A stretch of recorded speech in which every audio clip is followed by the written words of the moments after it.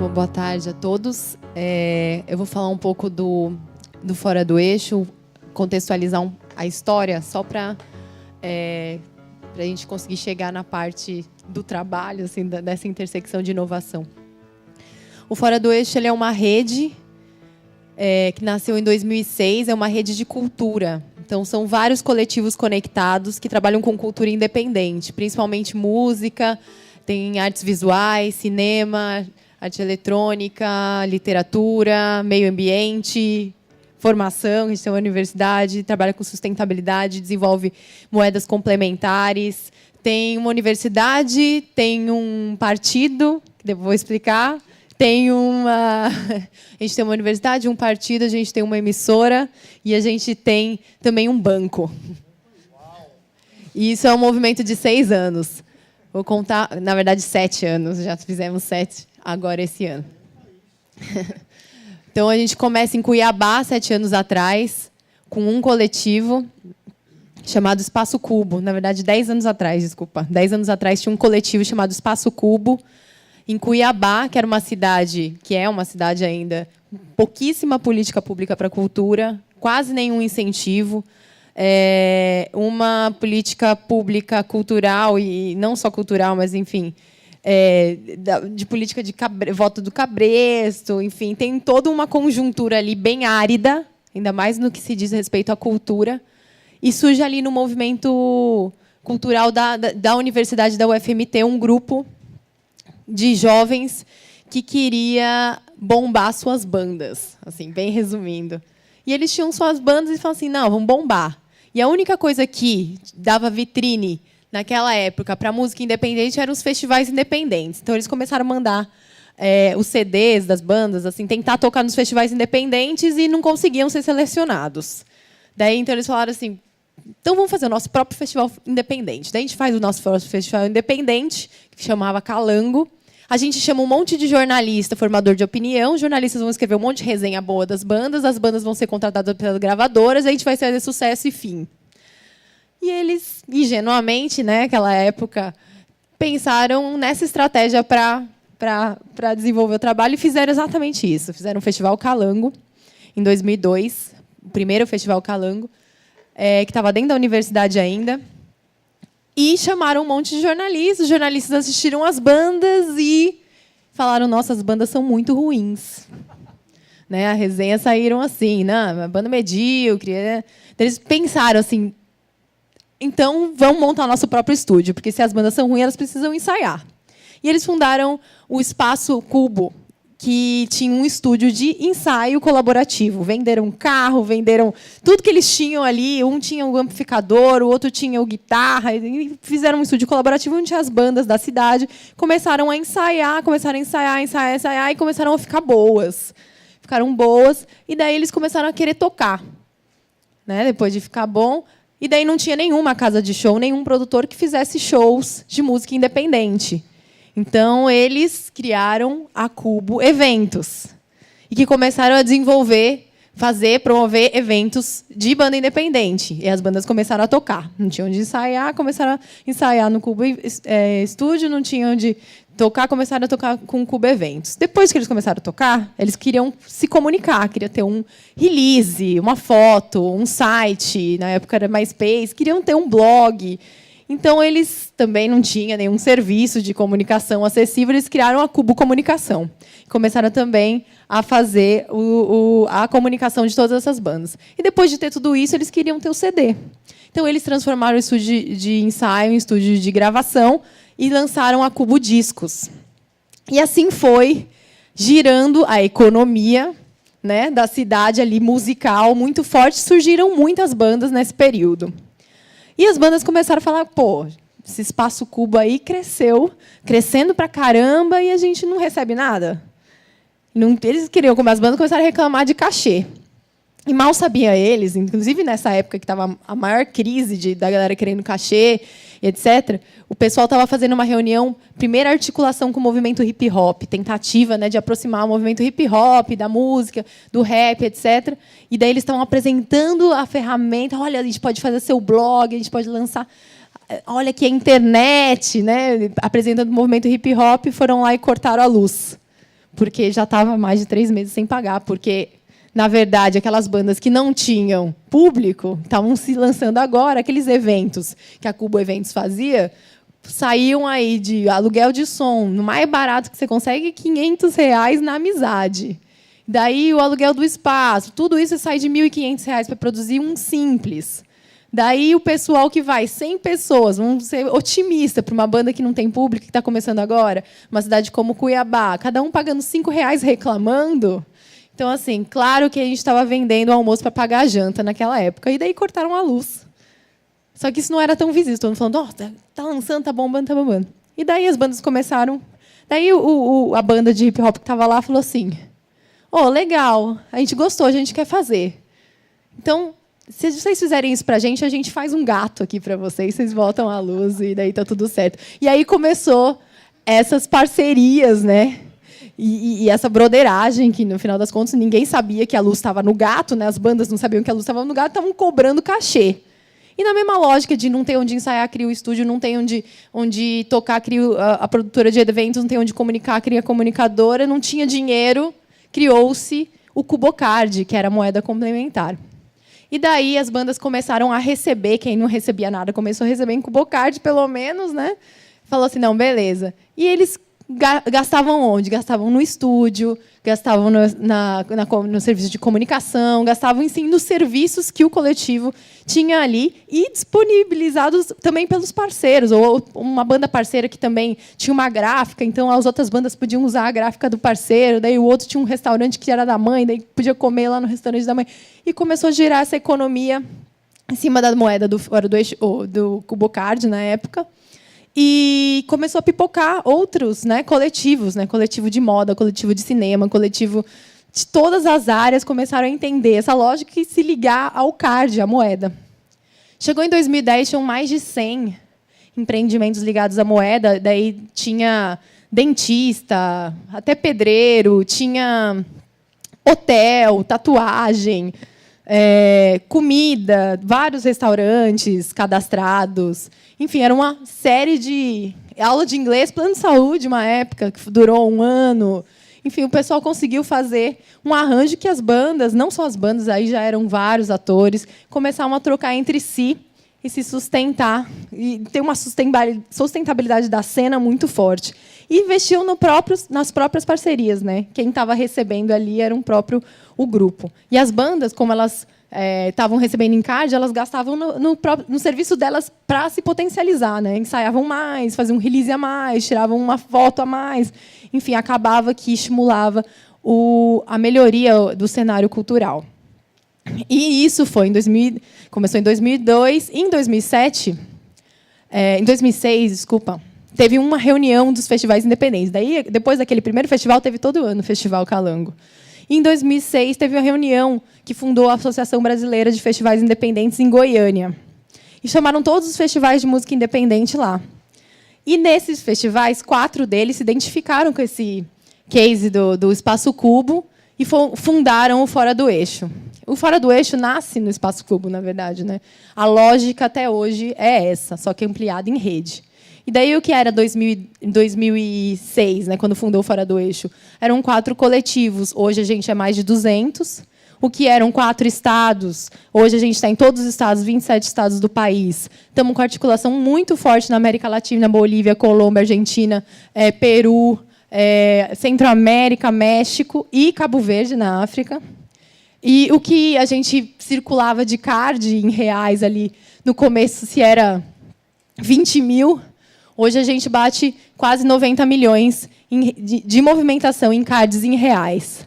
Então, é mais ou menos por aí que a gente começa. E daí, se você for avaliar o card, quando a gente fez esse balanço, que foi em 2010, na verdade, de 90 milhões, foi 88 milhões e 400 mil cards e reais movimentados, sendo que desses 88 milhões e 400 mil, 15% era em reais, ou seja, 13 milhões, e o restante, 85% em cards, que hoje é fora do eixo card. Isso quer dizer que a gente tem uma autonomia muito grande também em relação de o que a gente vai fazer. A gente quer fazer um festival assim? Mas não tem que se submeter, né? Então a gente tem, e isso é gerado pela parceria de cada as nossas parcerias. Então, a gente considera a parceria a grande sustentabilidade da rede. E o que era uma moeda ali, que era o Cubocard, hoje são mais de 50 moedas implementadas na rede. Todo onde tem moeda de papel mesmo, pode circular. Por exemplo, se eu pegar um Cubocard, aceita onde é o Marcianos, em São Carlos, que aceita onde é o Lumoeda, em Recife, que aceita onde é Patativa, em Fortaleza, que aceita onde é... E assim vai. A gente aceita. E onde não tem a moeda de papel, também tem a moeda virtual, que a gente fala assim, gente, sistematiza pelo menos o virtual e vamos fazendo as trocas. E a ideia foi baseada nisso. E foi muito... a moeda mesmo, que acho que é o case, de onde a gente entende muito o empreendedorismo, a inovação, etc., que virou totalmente a chavinha, que a gente fala da lógica de como a gente opera no Fora do Eixo, ela veio de uma sistematização do que a gente chama de sistematização da broderagem, que, no final das contas, é evento cultural de música independente naquela época.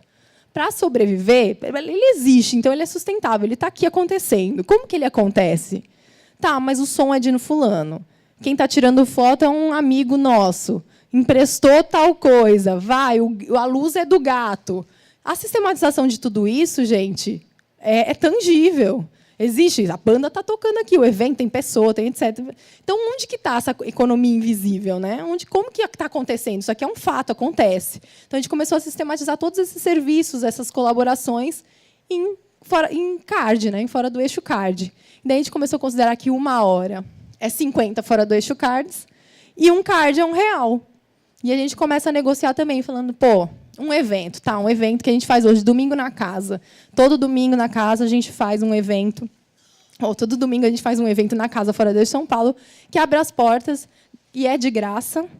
Que tem o quê? 5, 6 bandas, artistas visuais, tem intervenção de teatro, dança, enfim, é um mini festival gratuito e a gente dá cerveja de graça ainda. Daí as pessoas falam: meu Deus, que loucura! Como que vocês não quebraram? A gente falou assim, não, isso daí foi a nossa maior tática, estratégia de como a gente entrou em São Paulo, na verdade. São Paulo era um desafio muito perigoso para a gente. A gente falou assim, não, São Paulo é aquela cidade que não pode errar. Ainda mais quem está vindo do interior, fora do eixo, a galera chega aí, ou a gente ia ser os caipiras que não deram certo, ou a gente é os arrogantes que... Enfim, então a gente falou assim, não, vamos numa equipe forte e não vamos errar. E a nossa primeira estratégia, que até hoje ela é viva, foi o Domingo na Casa. A gente chamou um monte de banda do país inteiro. Mas onde está a sustentabilidade disso, gente? É de graça, cerveja é de graça, e daí tudo de graça. Como que vocês... Só que a gente tem o caixa colaborativo, que é pague o quanto quiser. Né? Então, as pessoas vão lá, a gente depositam no caixinha, a gente passa, incentivando também. Gente, lembra do caixa colaborativo, e etc. Mas como a gente mede a sustentabilidade? É que o capital, vamos dizer assim, simbólico gerado por esse evento, ele é muito forte. A mídia espontânea gerada por esse evento é muito potente. E o capital social mesmo gerado, a curiosidade das pessoas, de entender, de querer colaborar, de estar junto, é muito forte. Então, a gente ampliou muito a nossa sustentabilidade. Nosso número de colaboradores do Domingo na Casa é gigante. As pessoas conhecem muito mais o Fora do Eixo. A gente sai no jornal. Por causa desse domingo aí, a gente ganhou uma matéria de 7 páginas na Trip, uma época que deu um boom. A gente ganhou o Trip Transformadores, ficou no finalista, 2º lugar no Prêmio Bravo de melhor programação cultural, no primeiro ano que a gente estava em São Paulo. Então, a gente falou assim, nossa, com certeza a conta está paga. Né? Se em reais não fecha, na nossa lógica do banco Fora do Eixo, agora explicando um pouco, fechou completamente. Porque, quando a gente pensa o banco Fora do Eixo, a gente pensa exatamente esses outros recursos. Capital intangível, capital simbólico, capital cultural, capital social, que é tudo isso que compõe a sustentabilidade de fato, né, da coisa. E, sim, fecha a conta no final. O dinheiro não entrou pelo Domingo na Casa, mas entrou por uma outra parceria que fez ali, pingou. Alguma hora fechou. Mas entendendo que a estratégia nunca foi fechar no lápis, aquele coisa quadradinho, e sim entender que aquela ação era super importante, que a gente precisava mobilizar a cidade, a gente não podia se submeter à lógica de São Paulo, que a gente estava criticando, a gente estava querendo rivalizar com ela. Então, a gente tinha que se manter muito forte, e foi assim que a gente conseguiu fazer. explicando um pouco o que são os simulacros, agora que eu já entrei no banco. O banco é a nossa soma das nossas moedas complementares, e nessa lógica de recursos, todos esses recursos misturados, a gente também tem um partido, que não é um partido, gente, é uma rede.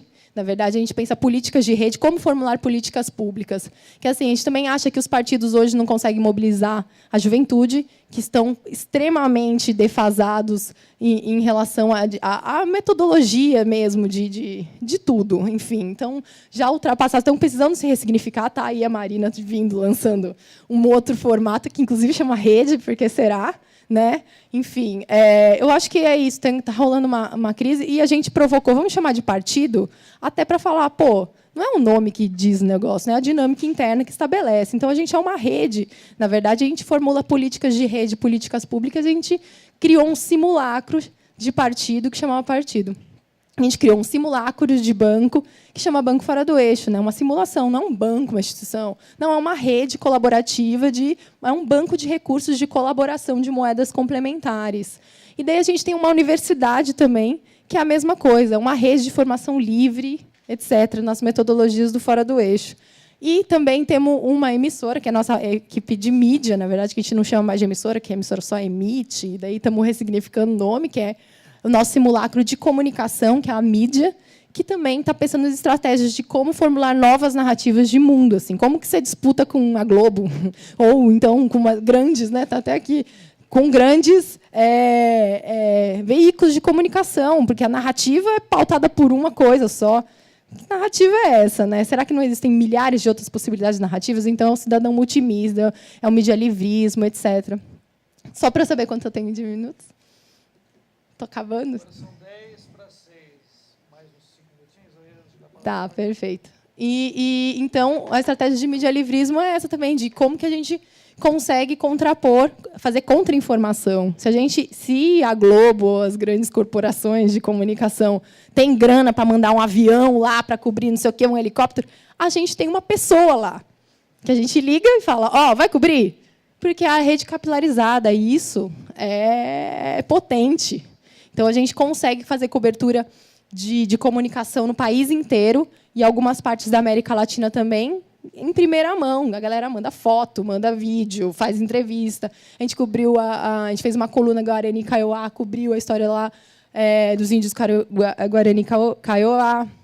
A gente cobriu agora o Maduro, que está da Venezuela, que ganhou agora. Enfim, vamos cobrindo também. Ele ligou lá. E aí, galera, tem mídia livrista aí em Caracas? Manda umas fotos, vamos fazer. Fizemos o link. Então, a gente consegue criar uma rede potente de contra-informação que vai construindo outras narrativas, que eu acho que é a disputa também.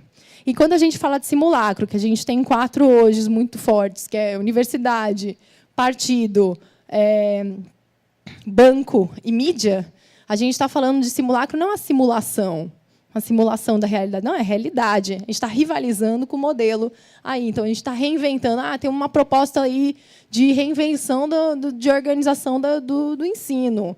A gente tem uma proposta também de reinvenção do modelo de organização da economia. A gente tem e assim vai, né? Vai criando simulacros e a partir da prática da rede. Então, acho que na lógica de colaboração, rede e horizontalidade, a gente veio também entendendo que isso é muito bonito, solidário. Não, gente, é o que funciona mesmo. Né? A gente acredita que, se a gente não tivesse se organizado dessa maneira, não ia ter sido esses 7 anos que ia transformar a gente de 4 coletivos para o que a gente é hoje. Então, a gente acredita fortemente que, na verdade, é uma estratégia muito eficaz de ação. Né?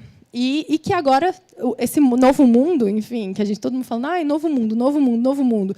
O mundo está grávido, o mundo está em crise. Que mundo está em crise, né? Tipo, a Europa, meu Deus, aquela crise que a gente foi até visitar na Espanha, tal, o Occupy Wall Street, o 15M, todos esses movimentos de mídia que estão ocupando tudo, a gente foi visitar e a gente viu que, na verdade, a crise que eles estão passando lá, a gente vive há 500 anos. Então, é claro que a gente é a solução. Claro que o Brasil vai oferecer as soluções para esse novo mundo que está sendo criado. A África também. A gente está em crise há 500 anos, a gente já sabe lidar. O jeitinho brasileiro, no final, é a tecnologia que faltava para a superação da crise lá na Europa, por exemplo. A gente começou a perceber que a inovação que a gente traz mesmo, das redes culturais, principalmente, que a gente vem conhecendo, a América Latina e a África, elas estão realmente continentes decisivos nessa construção de uma nova possibilidade aí de mundo mais horizontal, etc. E também ressignificação do trabalho. Porque a gente está falando, assim, por exemplo, o Fora do Eixo. O que é o Fora do Eixo? É uma rede? Mas vocês têm um CNPJ? Como que funciona? A gente tem um banco de CNPJs. Tem de tudo. Cada hora a gente usa um, cada coletivo tem um, dois, três. Porque, na verdade, a natureza jurídica independe da ação. Não tem que ficar, a gente não tem que se submeter à natureza jurídica. A gente já é. Né? Se a prática não condiz com a teoria, que mude a teoria, então, não a prática. Então, vamos nessa construir. Então, ressignificar também esses modelos.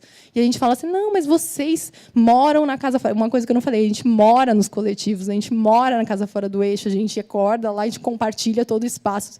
Na Casa São Paulo, por exemplo, são 20 pessoas. Agora, com o bebê também, o Benjamin, nosso filho coletivo.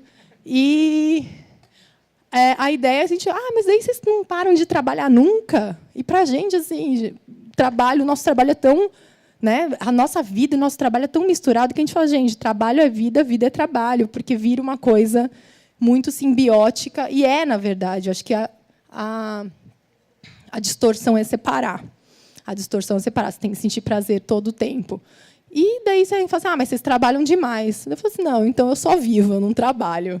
Se for para escolher, porque para a gente, sinceramente, vai muito da felicidade interna bruta, vai muito do prazer de estar estimulado ali, todo dia, elaborando, criando e muito mais. Né? É um sentido de liberdade muito forte. Inventando, tipo assim, para a gente o céu é o limite mesmo. Para a narrativa de Cuiabá, para onde está hoje, é uma narrativa que estimula todos os fora do eixos a continuar e ver que o céu é o limite mesmo. Acho que a gente tem que começar a ressignificar e pensar novas, bem muito fora da caixinha. Eu acho que a gente é um case assim, bem diferente, assim, que a gente que CNPJ vocês usam todos e como vocês trabalham, várias coisas. Então a gente não tem um modelo ainda que hoje nos represente, né? E eu acho difícil também pensar num modelo que seja engessado, né? Teria que avançar muito nesse debate. Tanto é que as novidades que vêm aí hoje, elas são muito dinâmicas, né? Não dá para engessar. Acho que, não sei, está concluindo mesmo. Acho que os movimentos de rede e de cultura, eles estão aí oferecendo muita tecnologia e inovação, no sentido de trabalho, porque quem trabalha com cultura e comunicação, gente, não tem carteira de trabalho. Isso é uma regra.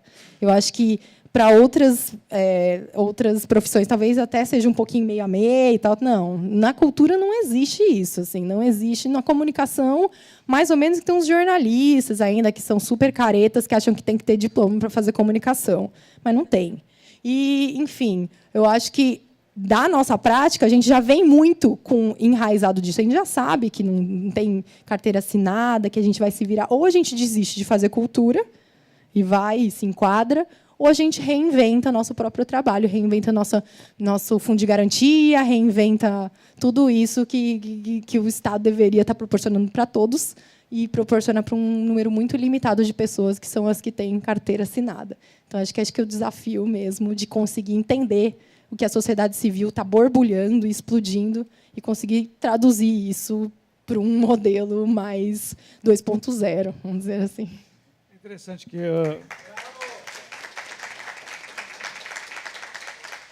Porque, inclusive, vocês não têm salário, né? Não. A gente vive de caixa coletivo, só eu acho que vale a pena explicar. Nosso modelo chama Caixa Coletiva, nosso modelo de gestão compartilhada de recursos, que todo o dinheiro que entra para um caixa coletivo. Cada casa, cada ponto tem o seu. E daí a soma de todos é um fundão coletivo que a gente tem. E daí cada um retira conforme a demanda. Eu nem sei quanto que eu retiro por mês, depende. Depende, quanto que eu precisar do mês eu retiro.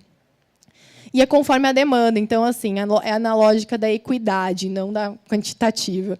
É assim, se eu tenho muita fome, eu como sei lá, 500 gramas para ficar satisfeita, e a Isis, que mora comigo, super magrinha, ela come 300 gramas e fica satisfeita, é muito injusto eu receber 400 e ela receber 400. Ela não vai terminar de comer e eu vou passar fome. Então, o justo para a gente ser igual é a gente ser diferente. Então, assim, quem precisa receber mais, recebe mais, e quem precisa receber menos, recebe menos. E daí, mês que vem, você vai precisar de mais, você tira mais. E vai assim, pragmaticamente falando, a gente tem um caixa, que é uma gaveta que você abre, que tem o dinheiro, que a gente tem uma pessoa que faz a gestão, saca por mês, etc., coloca lá. E daí você te retira, escreve lá, retirei para comprar um vestido. Sei lá, você coloca lá, coloca o seu nome, depois coloca a notinha lá para comprovar isso. Ninguém fica batendo, você não coloca, não. É mais para a gente ter um controle também de como estão sendo os gastos, fazer uma avaliação política de tudo, etc. Mas, gente, toda pergunta, mas se alguém resolver... Não, gente, não. Para você topar entrar no caixa coletivo, você já tem princípios muito claros e um desapego muito grande para depois você pegar e roubar. Normalmente o caixa coletivo é tão pobrinho, né? Tem pouquinha coisa ali, a gente compartilha tantas coisas que é assim. Então, a casa ela já paga o aluguel, a gente primeiro paga o aluguel, depois a gente paga a internet, luz, telefone, todo mundo tem tudo. Está lá na casa, e o resto, as demandas do dia a dia, viagem, visita da mãe, roupa, filho que nasceu, de tudo, do trabalho, sai do mesmo caixa. Então, se eu precisei visitar minha mãe doente, ou se eu fiquei doente, ou se, enfim, eu preciso executar um projeto, sai do mesmo caixa com a mesma prioridade. Então, é isso. A gente até responde, o caixa coletivo ele responde um pouco também do que seria o plano de saúde e o fundo de garantia, né? Porque, no final das contas, se eu fiquei doente, o caixa coletivo vai lá e paga meu médico, meu hospital, etc. Então, que já acontece isso. O caixa coletivo sempre está olhando para o bem-estar de todo mundo. E para o bem-estar de todo mundo não é dividir igual e colocar para cada um igual, porque todos somos pessoas diferentes, têm necessidades diferentes. Então, ele é mais sensível, inteligente e econômico. Parabéns. Bom, vamos dar um espaçozinho para o Jorge. Jorge, por favor, tem o microfone aí? Aquele lá, esse funciona melhor. Obrigado. Eu trouxe uma apresentação. Você trouxe? Trouxe. A apresentação do Jorge já está na ponta da agulha. Vai ter a apresentação, vocês, o aparelhinho. Faltou isso. Você pode ir falando enquanto isso? Posso, claro. Bom, boa tarde mais uma vez. Uma alegria estar com vocês. Vou falar um pouquinho do Observatório. O Observatório de Favelas foi criado em 2001. Né? Em 2003, a gente se transforma numa OICIP. Foi uma experiência de um conjunto de pessoas, muitas delas, né, que têm a sua origem em espaços populares, que conseguiu, por meio de estratégias educacionais, né, chegar à universidade. Né. Eu, por exemplo, eu sou filho de trabalhadores de uma fábrica de tecidos que, talvez, pelo ambiente do trabalho, resolveram juntar os trapinhos. E, então, eu sou o primeiro da minha família a entrar na universidade. Sou professor de uma universidade federal, sou professor também da Universidade de Barcelona, onde eu fiz pós-doutorado, mas essa minha trajetória pela educação e pelo mundo do trabalho não me afastou da minha identidade e das minhas relações de pertencimento. Eu e meus companheiros, Jailson Souza e Silva, Leonalva, tantas pessoas que construíram com a gente o Observatório de Favelas. Então, o Observatório de Favelas ele é uma instituição que tem uma característica, né, que é a produção do conhecimento. Né? Nós buscamos, né, ao longo desse processo de formação da nossa instituição, né, produzir um conhecimento que seja capaz de formular política pública. Né? E política pública no sentido que sejamos capazes de superar as desigualdades sociais e as distinções territoriais de direitos. A ideia, sobretudo, é como é que a gente pode pensar a política pública através de outra referência, né? da referência dos desiguais, né, que é a própria favela e a periferia. Ou seja, como é que você pensa um projeto de sociedade e um projeto de cidade a partir da periferia? Ou seja, a partir da favela, né? E como que a favela, né, apesar das contradições e conflitos que a marcam, e a marcam na sua história na cidade, é preciso entender como que a favela ela pode ser uma referência para se pensar novas sociabilidades, nova cultura, novos modos de vida e novas possibilidades, né? Entendendo, evidentemente, que isso não é uma visão romântica. Não é uma visão romântica. Ou seja, há modos que vão se construindo como certas estereotipias em relação ao olhar para a favela. Um é esse olhar romântico, que as pessoas são boas, são vítimas de uma sociedade desigual, não é isso? E outra, a visão estereotipada também, que é entender que a favela é um espaço de carências, de pobreza, ou globalmente miserável, e no seu potencialmente violenta, ou no seu extremo violenta. Então, essas duas visões, a romântica e a conservadora, elas acabam fazendo uma que nós chamamos de uma violência simbólica, destituindo a favela, né, das suas possibilidades, das suas conflitividades, né, e também das suas possibilidades de mudança e de ser referência para a mudança, né? Então, quando a gente construiu... Não vai vir mesmo, né? Você tinha passado para ela, né, na verdade. Tá. Então, quando nós construímos o Observatório de Favelas, e é por isso que nós, né, pensamos que há um projeto e uma utopia a ser desenvolvida na cidade, que é o direito à cidade. E como a gente pode pensar o direito à cidade pelos territórios e pelos habitantes de uma cidade mais profundamente marcados pela desigualdade e pela distinção territorial de direitos. Nesse sentido, a gente tem a nossa sede, ela está localizada na Favela da Maré. Mas, apesar de estar localizada na Favela da Maré, ela não trabalha só na Maré, né?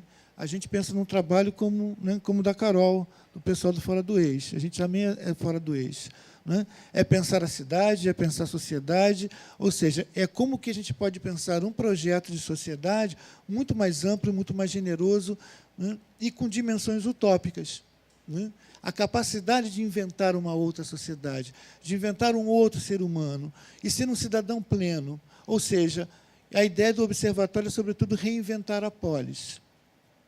Como é que você reinventa a polis? Ou seja, a cidade como patrimônio, como obra humana, como patrimônio e obra humana, e um espaço da política. Ou seja, o espaço da política é um espaço de ser sujeito político, de ser um sujeito de direitos. E aí nós nos organizamos, sobretudo, em algumas linhas estratégicas de trabalho. Direitos humanos, onde temos projetos nessa dimensão, sobretudo projetos que visam a valorização da vida e de prevenção à violência, sobretudo a violência letal. Nós tivemos projetos na área de direitos humanos nesse campo da segurança pública, mas a segurança pública é pensada como valorização da vida. Nós sabemos que hoje nós estávamos discutindo agora pela tarde, né, e Ângela presente, a situação do desemprego dos jovens, né, ou do o emprego precário de muitos jovens de favelas e periferias, né, mas precisamos citar que os jovens, não só no mundo do trabalho, não estão apenas desprotegidos, né, eles estão desprotegidos no mundo da vida, né. Em 2010, morreram 45 mil jovens vítimas de homicídio. Na sua maioria, jovens, né, de 16 a 26 anos, jovens negros, do sexo masculino e residentes em favelas e periferias. Ora, então, a questão... Nós estamos diante de uma sociedade que é letal para a juventude. Então, quando falamos de juventude e mundo de trabalho, e muitas vezes hoje, né, o companheiro aqui que fechou o nosso debate lembrou da questão da maioridade penal para jovens, acabamos entrando numa discussão um tanto quanto esquizofrênica, né? O jovem é sistematicamente acusado pelos meios de comunicação como violento, como estuprador, como assassino, como homicida, né? Mas são eles que morrem também, né?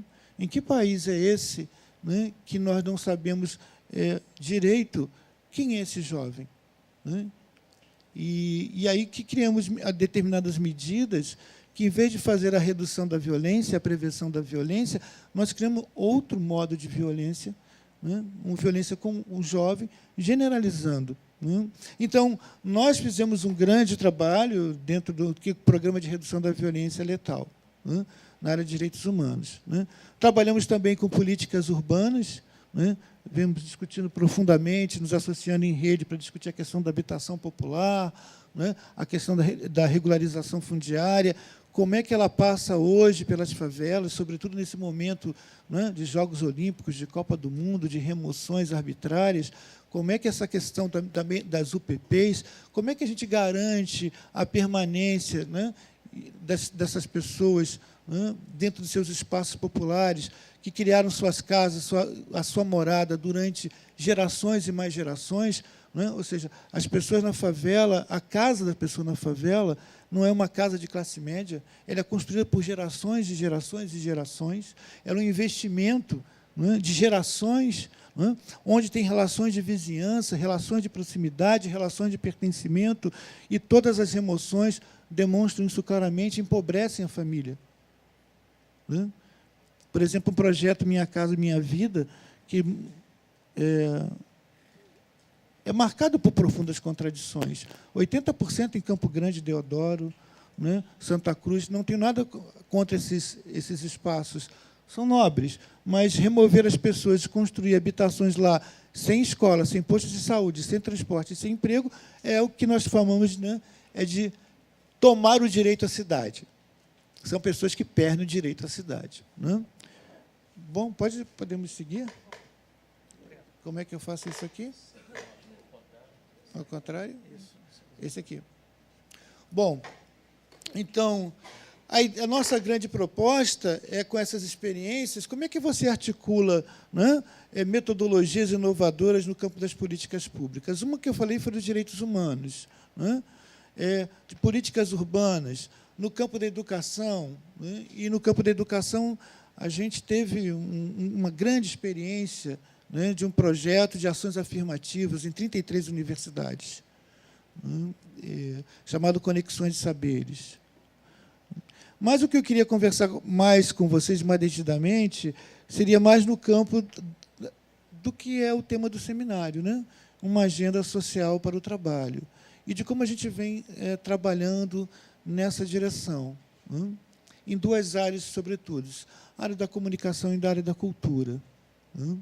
E como é que a gente conjuga, né, educação, trabalho, alegria, estética, felicidade, né, trabalhar a autoestima dos jovens, entendendo que, como a Carol demonstrou muito bem, né, os jovens têm um potencial criativo imenso, né, têm, né, uma capacidade de invenção maravilhosa, né, eles têm, né, utopias que eles carregam, né, e que são extremamente generosas.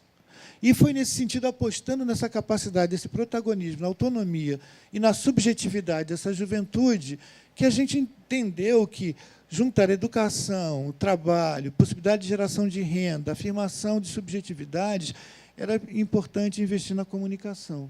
Não na comunicação institucional, que já fazemos, mas como os jovens entrar nesse campo da comunicação como um campo, como falou a Carol, de afirmação de subjetividade, mas também de disputa de imaginário na sociedade, né? E aí foi que nós criamos a Escola Popular de Comunicação Crítica, né, que vai oferecendo para jovens, adolescentes, moradores de espaços populares, a possibilidade de trabalhar com vídeo, com web designer, rádio, né, e estamos criando também uma agência de publicidade baseada na questão do direito à comunicação e justiça racial, né? Então, esse projeto da Escola de Comunicação, ele visa fazer o quê? Né? Trabalhar com que esse jovem ele se aproprie dessas novas tecnologias de comunicação e da informação, né? E ele seja capaz de, ao se apropriar dessas novas tecnologias, que ele se afirma como protagonista das suas próprias representações de mundo e possa inventar suas próprias experiências de mundo. E, a partir delas, ele possa se afirmar também, de um modo subjetivo, dentro da cidade. E, é claro, né, ter também as possibilidades de construir de forma autônoma e protagonista o seu mundo de trabalho. Né? Um dos jovens formado aqui pela nossa Escola de Comunicação é um dos diretores de um dos filmes de 5 Vezes Favela, né? O Cadu Barcelos. E outros jovens passados, né, por nossa Escola de Comunicação e que hoje estão se organizando na nossa agência de comunicação, conseguiram espaços, né, e possibilidades de trabalho outras a partir de redes colaborativas dentro das suas próprias favelas, dentro dos seus territórios de moradas. Outros não. Outros se apaixonaram pela comunicação e foram fazer a universidade, né? Outros descobriram outros caminhos, né? Ou seja, aqui não se, embora se busque uma formação com rigor técnico, né, com uma riqueza estética e também, né, com estímulo à criatividade, isso não significa uma especialização ou uma profissionalização precoce dos jovens, né? O próximo trabalho que eu queria mostrar para vocês, né, é o Imagens do Povo, né, que tem origem, que é, ao mesmo tempo, uma escola popular de fotógrafos e, ao mesmo tempo, uma agência, né, de imagens, e que, ao mesmo tempo, também é um centro de documentação, pesquisa, formação, e criou a sua galeria de arte, né? E nós estamos expondo, né, no Museu de Arte Contemporânea, no MAC de Niterói.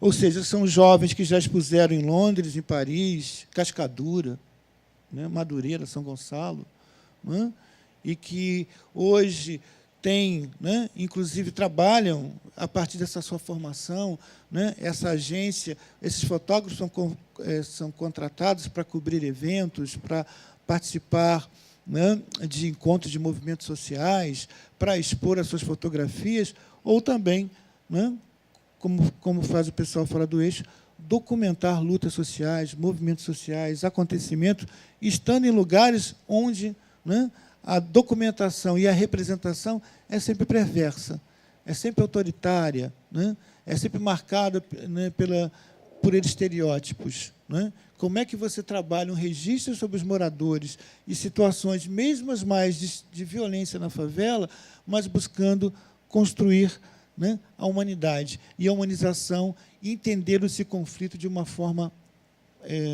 crítica, mas sem perder a possibilidade de uma transformação generosa, né? Então, hoje, juntando a escola, nós já formamos 200 jovens, tivemos agora 50 jovens formados na Escola Popular de Comunicação Crítica, que teve o apoio da Petrobras. A Imagens do Povo recebe apoios internacionais, temos livros publicados, que é muito importante. E o outro é o Solos Culturais, que é um projeto que a gente desenvolveu ano passado. Nós formamos 100 jovens em produtores culturais, né, em 5 favelas: Rocinha, Cidade de Deus, Manguinhos, Alemão e Complexo da Penha, né? Esses jovens aprenderam como é que se prepara o projeto, como é que se entra em edital, né? E também uma discussão sobre o conceito de cultura, né? Ou seja, muitos jovens são marcados porque consideram que a favela não tem cultura, mas aí é uma visão estereotipada que também eles carregam, e formada pela escola formal, né? Que cultura é isso, que cultura não é isso, né? A ideia de como ele pensar a política cultural. Nós fizemos uma grande pesquisa com 2.000 jovens sobre práticas e hábitos culturais, inclusive da questão da tecnologia, né? Publicamos um livro que nós lançamos agora, dia 27, chamado Solos Culturais. Enfim, né? Esses 3 projetos, os Imagens do Povo, Solos Culturais, né, eles fazem parte de uma grande perspectiva nossa. Né? Essa grande perspectiva, né, é como é que você inverte, né, e faz uma inflexão, né, territorial das políticas públicas na direção dos espaços populares. Como é que você cria metodologias que possam ser referências importantes para as concepções e para as políticas públicas, né? Porque, geralmente, a política pública, além de, como nós sabemos, setorizada, fragmentada e descontínua, né, ela também é marcada por subjetividades. Né? Quando se pensa, né, o morador, e, sobretudo, o jovem de espaço popular como um carente, como um pobre, né, no seu limite como miserável, ora, a política pública ela já nasce absolutamente equivocada, porque ela não está tratando com sujeitos de direitos, ela está tratando com clientes e com consumidores.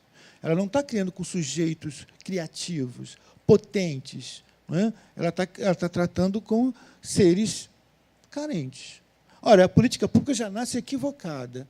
Né? E o nosso trabalho tem sido, nessas metodologias inovadoras, apontar para esses sujeitos, apontar para a criatividade deles, apontar para a sua potencialidade, apontar para as possibilidades outras de criação, né, desses jovens como atores políticos, como trabalhadores, mas dentro de outro campo. Dentro de outro campo. Né? Porque não investimos, como vocês estão vendo, né, na formação de fotógrafos, videomakers, web designers, né, produtores culturais. Nós estamos investindo, né, num processo de construção, né, de possibilidades de trabalho e renda, mas que afirma a subjetividade dos jovens. Por quê?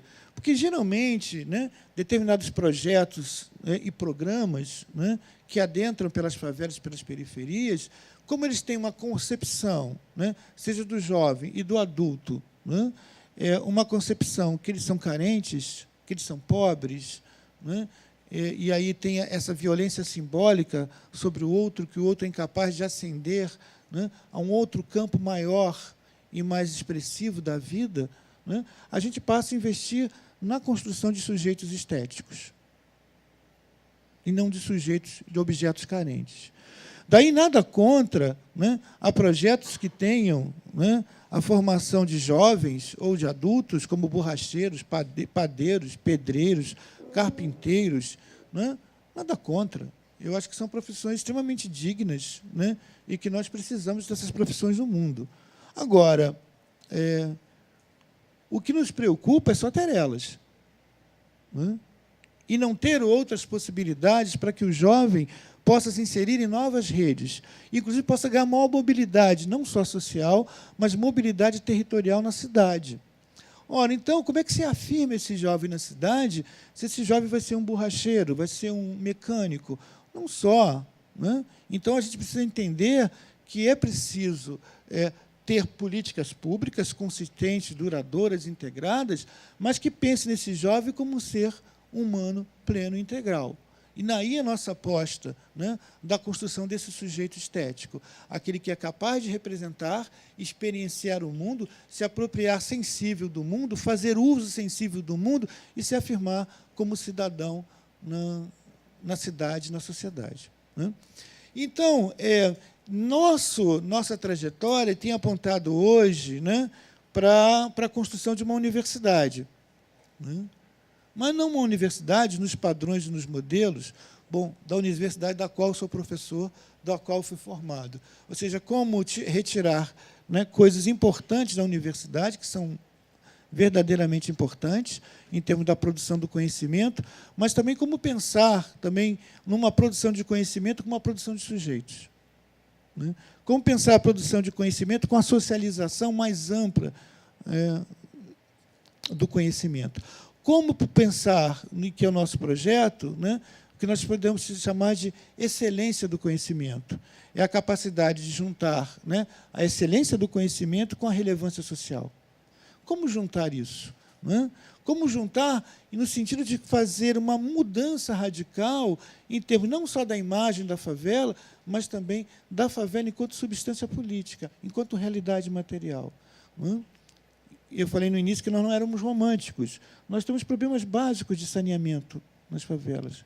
Temos desemprego. As favelas não são violentas, mas elas são mais duramente atingidas pela violência urbana. Isso é mudar uma concepção, isso é mudar um cenário, isso é mudar uma postura. Então, a ideia de construir uma Universidade da Maré é a partir com a criação desse centro de excelência, de formação, produção de difusão científica, técnica e cultural, mas que ela também tenha, né, uma inserção social, né, que ela tenha uma referência social, que ela seja capaz de formular políticas públicas e criar sujeitos capazes de uma ação pública importante. E aí nós pensamos criar uma universidade dentro de uma favela, ela seria assim não só para as pessoas que moram na favela, mas pessoas também que não moram na favela, que possam encontrar curso de excelência, que possam encontrar um ambiente acadêmico outro e que possa encontrar ali um projeto utópico de sociedade. E não é à toa que nós estamos elegendo esses cursos, porque são esses cursos que estão aí, né, com exceção do espanhol, né, os cursos, né, de maior restrição à presença de jovens de espaços populares na universidade. São os cursos, e também cursos com maior presença de brancos, né, na universidade. Ou seja, são cursos onde o jovem negro e a jovem negra de periferia e de favela não entram, a não ser pelas ações afirmativas.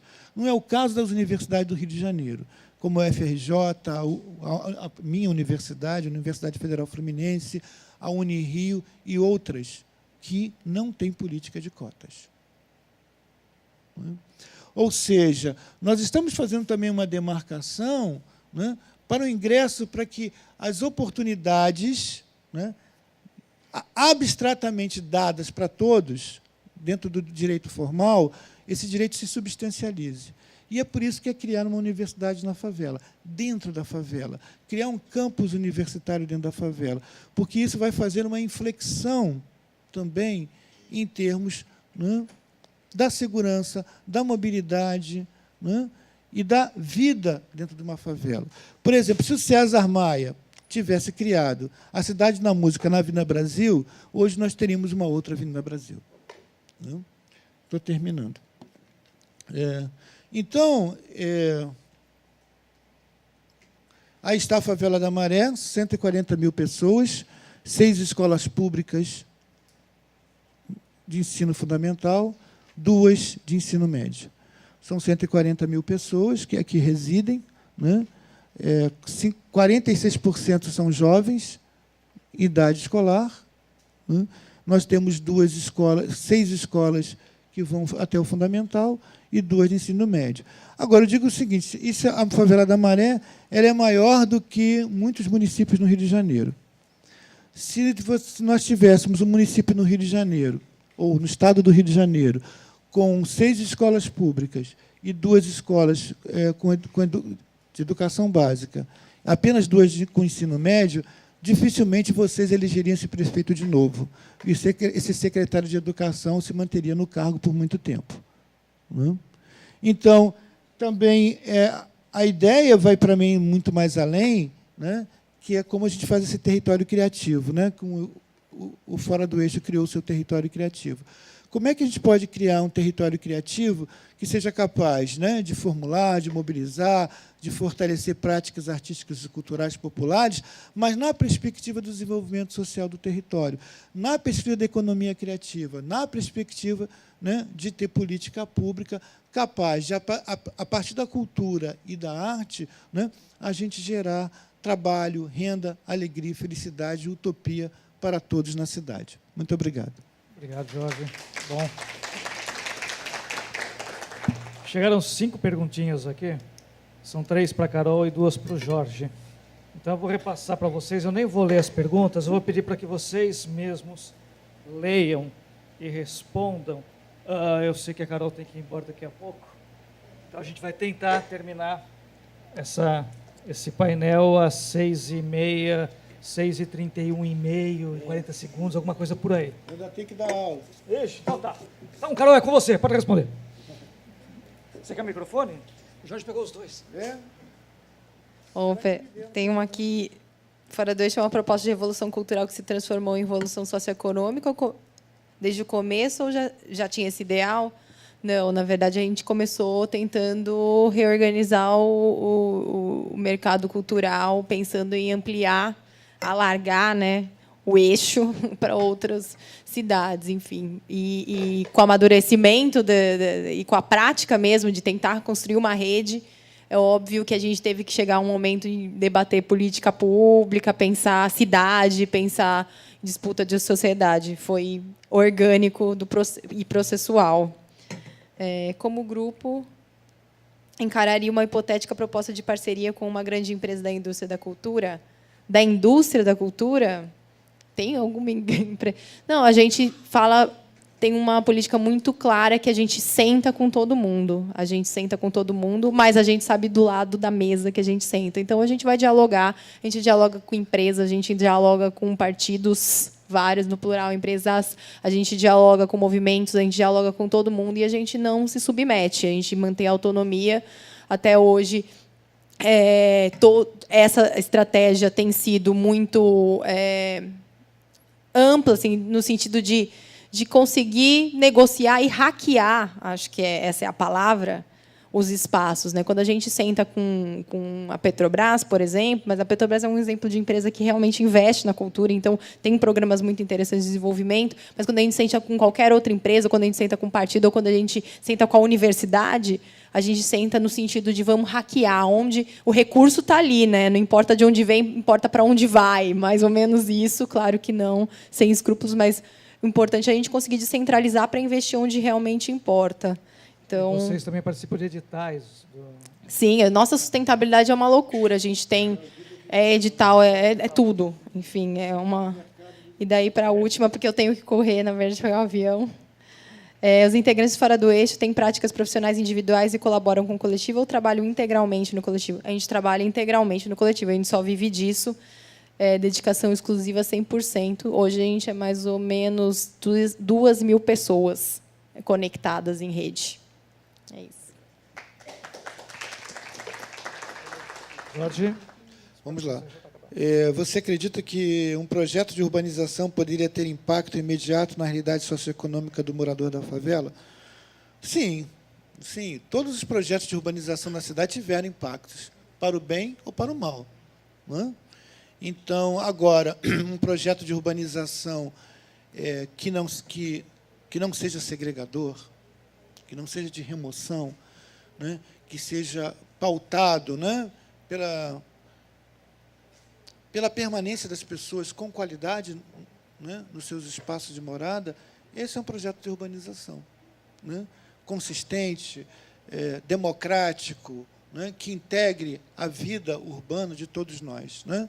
Agora, nós não temos isso na nossa história, infelizmente, na história urbana. Né? Por exemplo, nós vemos hoje o que nós temos defendido, as áreas portuárias, por exemplo, né? Eu acho que ali, a partir do discurso de certo da obsolescência, mas, na verdade, quem entrou em obsolescência, em decadência e degradação foi o Estado e o capital, porque os móveis que estão todos lá destruídos, acabados, né, eram de empresas privadas e do próprio Estado. Quem entrou em obsolescência e em degradação foi o Estado e o capital. Né? Mas e a vida em torno? A vida rica, generosa, bonita, cultural, né? Que sempre o espaço ali da providência, da Pedra do Sal, um marco da cultura carioca. Ora, é preciso também entender que nós não vamos fazer projetos de urbanização, grandes empreendimentos espetaculares do capital financeiro. Né? É preciso também investir na habitação popular de qualidade, mas não, né, na periferia da periferia, desprovida de equipamentos sociais públicos, né, mas sim no centro da cidade. Né? É preciso um projeto de urbanização que as pessoas possam voltar a viver no centro, a dar vida ao centro, a dar alegria ao centro, a dar mobilidade ao centro, dar riqueza da presença das pessoas no centro. Né? Isso nós vamos acabar com o problema de trânsito, de engarrafamento na Avenida Brasil, né? De tempo imposto para as pessoas. Ou seja, nós estamos diante de um projeto de urbanização que é possível. Né? Agora, isso é uma disputa política e que precisamos fazer. Né? Então, é claro que ele tem um impacto, né? Mas que impacto é esse, que projeto é esse? Né? O outro, que apoio a instituição recebe do primeiro setor. Bom, você está falando do primeiro setor do Estado, nós temos convênios e editais que participamos. Mas tem uma coisa que a gente, desde a nossa fundação, Observatório de Favelas, diferente de outras instituições da sociedade civil, que, por um caminho ou outro, por falta de oportunidades ou por vocação, né, acabam sendo prestadoras de serviço. Nós não somos prestadores de serviço. Né? Nós buscamos a nossa autonomia.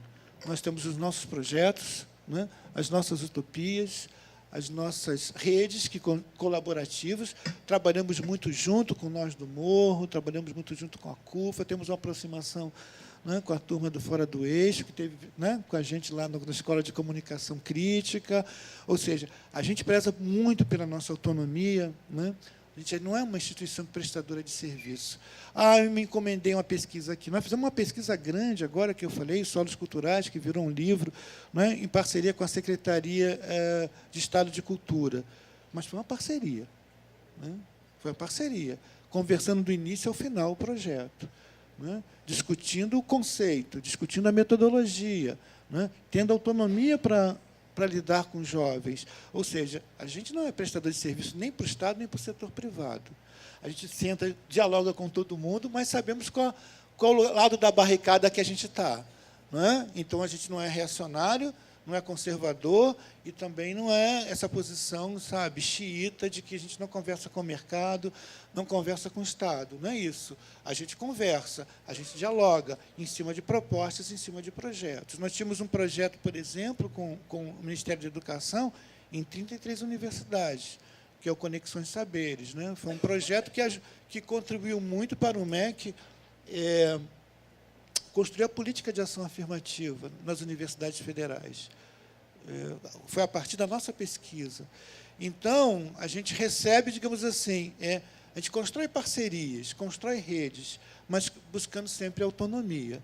Agora, o que nos incomoda, e não sei se incomoda também ao pessoal fora do eixo, mas incomoda muitas outras instituições, da sociedade civil, primeiro, essa relação, muitas vezes, que a empresa ou o Estado faz com as instituições de sociedade civil, transformar em prestadores de serviço. Me incomoda muito uma associação de moradores ser cuidadora de creche.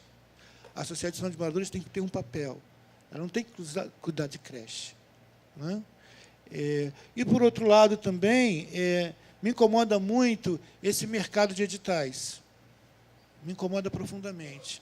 Porque o mercado de editais, muitas vezes, é o Estado e a empresa que diz o que nós temos que fazer. Eu sofro isso como pesquisador. Eu sou professor de uma universidade, já falei, eu sou um pesquisador do CNPq, eu sou um pesquisador 1 do CNPq, eu sou um professor associado, já estou no topo da minha carreira, né? E no CNPq eu não faço a pesquisa que o Estado quer. Eu estou fazendo a pesquisa que eu quero.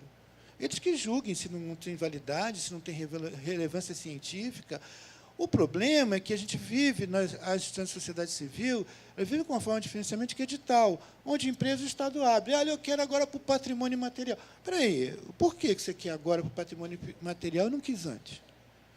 Qual é o seu conceito de patrimônio material? É o folclore. E o soul music? Não é um patrimônio material. E o charme? Não é um patrimônio material?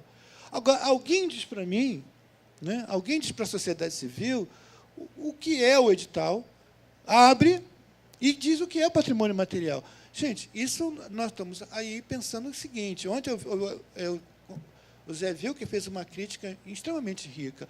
O papel do Estado é abrir as possibilidades né, para a arte e para a cultura, e não delimitar o que é arte e o que é cultura.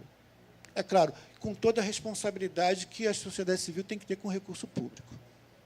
Com toda a responsabilidade e com toda a dimensão ética. Né? Segundo, é a gente viver de projeto. Né? Ou seja, você tem que fazer um projeto. Né? Hoje, por exemplo, eu tenho esse projeto com solos culturais. Né? Ele teve um financiamento, eu formei 100 jovens. E a continuidade dele? O que eu faço com esses 100 jovens? Isso valeu? Foi bom enquanto durou? Foi legal, né? A gente se formou, bacana, legal, né? Aquela coisa assim, foi bom enquanto durou? Não é. Né? Amanhã eu tenho uma reunião o dia inteiro com eles para a gente montar a estratégia de rede colaborativa, como é que a gente busca financiamento aqui, como é que a gente vai fazer atividade ali. Eu tenho responsabilidade com 100 jovens. Aí esse projeto acaba. Né? Ou seja, nós somos financiados por projeto, e não é eu acho que a gente tem que ser financiado por instituição. As instituições que têm que ser financiadas, as linhas das instituições têm que ser financiadas, e elas têm que compartilhar as suas ações no território. Portanto, os editais, eles têm que ser editais para o território, né? Porque levam, inclusive, instituições, por exemplo, do Alemão, ou da Maré, ou da Rocinha, sentarem pela primeira vez, olharem uns para os outros, e vão parar de fazer ações fragmentadas e vamos atuar junto, uma vez que habitamos o mesmo território. Porque também tem essa esquizofrenia. Cada um é um pedacinho, tem um pedacinho do seu território. E não é isso que a gente vai mandar. A gente não precisa de heróis, né? Mas também não precisa também, né, daquele sujeito que se submete a tudo, inclusive achando que tem um pedaço da favela que é seu, tem um pobre que é seu. Isso a política pública já fez. Né? Cada política pública, cada ministério hoje tem seu pobre. Né? Então, é preciso fazer uma mudança de como o primeiro setor olha para as instituições da sociedade civil e como o mercado também olha para a sociedade civil. E que a sociedade civil também saiba como olhar para si. Né? Que ela também não pode ser substituta do Estado. Ela não pode ser substituta do Estado. Muitas vezes a sociedade civil olha para si, algumas instituições, achando que ela vai cobrir a lacuna do Estado. Isso é um equívoco. O máximo que a gente faz é fazer metodologias criativas, não é? Trabalhar com a intersubjetividade, mobilizar as pessoas, os territórios, as instituições, para que a gente crie e formule política pública. A gente não vai substituir e não deve substituir o Estado. Portanto, abrir creche, escolinha, isso, aquilo, tem que entender que, muitas vezes, incorre num equívoco de, né, substituir o Estado. Embora nós saibamos, se não tiver a creche, a escolinha, o pré-vestibular ali, não se tem nada. Mas tem que entender criticamente, né, que isso não é a razão de ser. Isso é uma mediação de um projeto muito mais amplo de Estado, de sociedade e de instituições da sociedade civil. Obrigado. Bom.